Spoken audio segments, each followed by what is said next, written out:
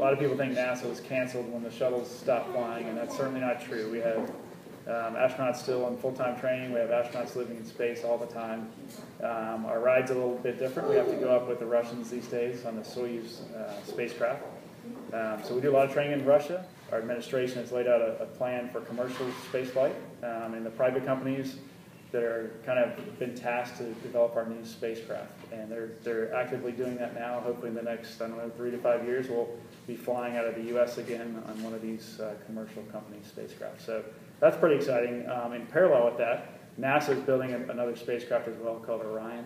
And that's really to go deep space. So the commercial companies are going to get us kind of low Earth orbit back and forth to the space station, those kind of somewhat close altitudes in space. And then this Orion spacecraft is designed to get us deep. So whether that may be Moon, Mars, asteroid, whatever that ends up being. Spacewalking, I think the astronauts make it look very easy when we're out there, but we are really working hard. It looks kind of graceful and smooth and slow, but inside that suit, we are working our tails off. You go outside for 6 to 8 hours at a time with a buddy. And the work we were doing, as I mentioned before, I don't know if you were here, but it's work that had never been done before outside. So we were kind of testing new procedures and new tools and new equipment and seeing if we could actually fix this broken piece that was outside called the solar alpha rotary joint. When you go out the hatch is looking directly at Earth. So when you come out, most of my friends say you want to go out at nighttime so you can't really see anything. You're just focused on what's right in front of you.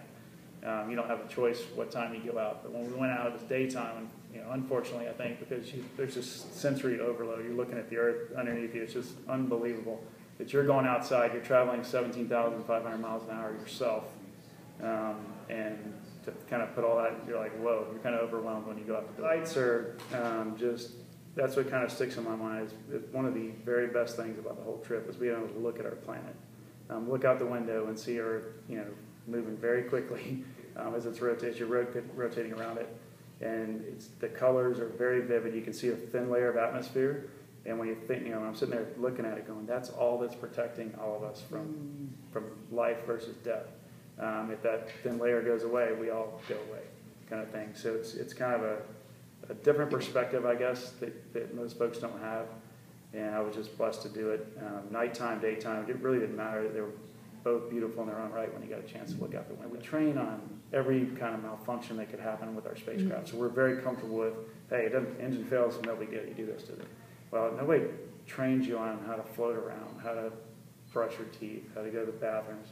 We don't. Some people think we have a room at NASA. You go in and push the button, we float around and practice all this stuff. But we have gravity at NASA too, so we don't have the chance to do that. So I found that part of it really intriguing because you had to learn it along, as you just did stuff. You had to learn, and you get more efficient after a day or two. Just flying around in general, the first couple of days, the rookies like myself were just clanging on everything, knocking things over, and then you get real graceful and you know where to grab, where not to grab, and how to fly around and that kind of stuff. So it's just an incredible place. Well, the future's really bright. So if you're getting into the program now or here in the next decade, you're in a great place. I mean, we had a similar lull between Apollo and Shuttle, which most of us don't remember now, but we had a very similar kind of lull or gap, so to speak, between American spacecraft.